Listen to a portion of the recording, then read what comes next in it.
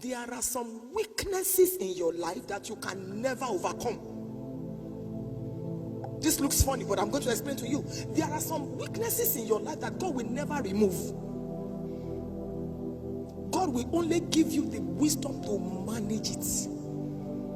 Moses said to the Lord, I am a stammerer. There is nowhere where God healed him. He just had to manage it. So don't kill yourself because you made a mistake. Each time I make a mistake, I don't deliberately sin against God, whether in public or in private. I try with the power of the Holy Spirit to live a holy and righteous life.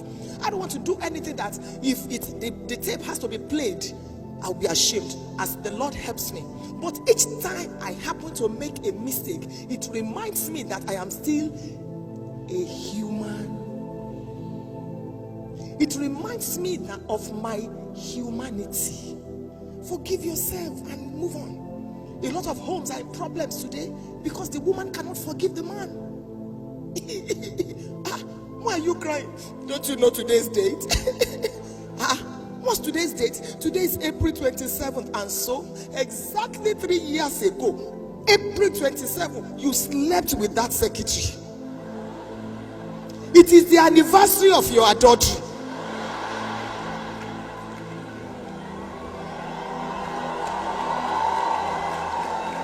My dear, forgive. In my village, they say if you don't forgive the matter of yesterday, there'll be nobody to play with today.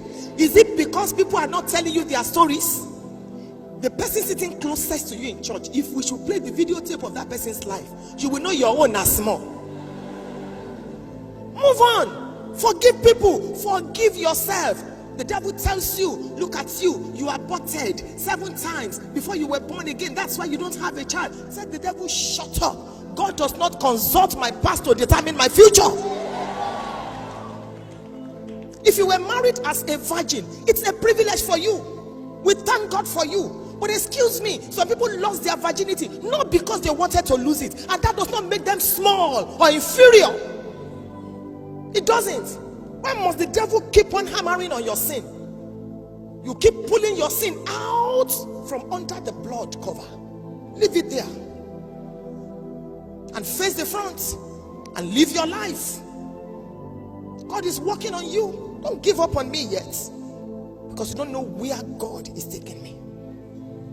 I lived with my uncle for 10 years.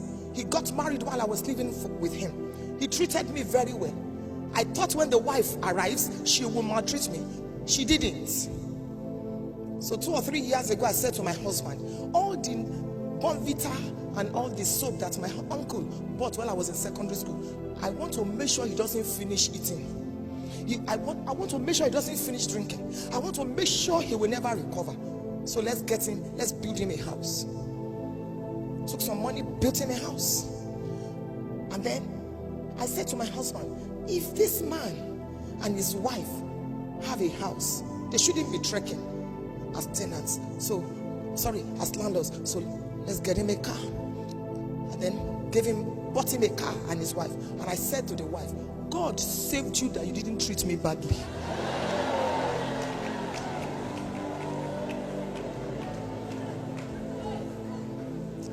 Every Mordecai hearing me today, treat your Esthers very well, because you don't know what your Esther can become.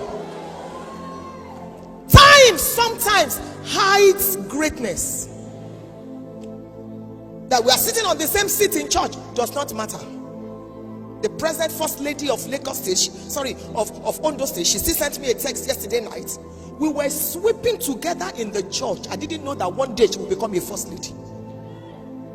She would tie her scarf, I would tie my own in our church. I was a member of the church and we would be sweeping. I didn't know I was sweeping. Time hides greatness. God saved me that I didn't treat her badly as a pastor's wife.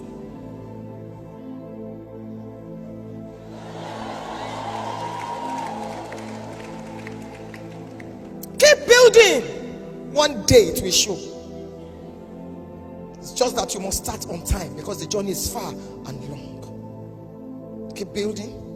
When you are married to a woman and you raise your hand and you slap that woman, you need to visit the psychiatric hospital.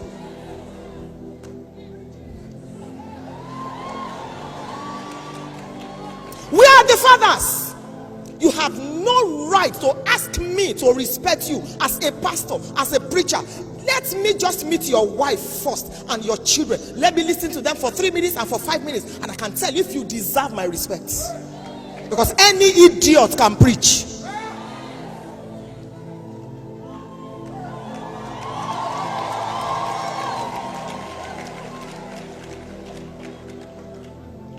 We have challenges in the nation today because many fathers lost it. Pursuing Coca-Cola, pursuing ministry, pursuing everything. Their mouths will be like preaching and preaching while their children were dying. Was it not that man, Jairus, that went to seek Jesus for his daughter?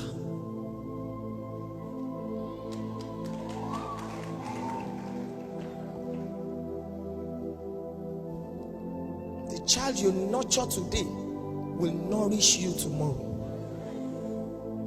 Don't let your life end with you. Invest into your future. Build with posterity in mind. I told the ladies yesterday, don't wear the cement you should use as a building. Don't spend the money you should give to the bricklayers, the masons at Mr. Biggs. Put things together. Don't try to be anybody. When you are 40 as a man, you should have at least a landed property. That's why they call them landlord. Lord. You are not a lord. Many years ago, my husband had served him a sumptuous meal, breakfast, lunch. He came home from work, and while he was eating, enjoying himself, my second son, walked up to him. He was about 7 there. He said to him, "Dad, you are the only one enjoying this house. Sit at the table." And my husband said, "In my house?" My son said, "We know the landlord, you are not the owner." That day, my husband dropped the fork and the knife. "Dad," I said, "What's it?" He said, "Darling." I said, Come, jump into the car. Where are we going? Just come. We went out looking for land. That day we got land out of the mouth of babes and sucklings. All the corn beef you are eating, all the cutlass, everything they wear, that's what you wear, and you don't have a house. If the person that beat the one you rented, if he didn't build, will you be there? If your landlord makes you the chief tenant, you are the one collecting rent, you are sick. So you have been here 20 years, so help us collect rent. The man is choosing you to rise. Today I push you forward. The third one, because I need to close, is relationships. Have you noticed that when a building is on, we have the foreman, we have the masons, we have this one, carry this one, we have that one. Nothing serious, nothing that will last can build, can rise and exist without God-sent relationships. And every one of you need at least 7 kinds of relationships. Every one of you.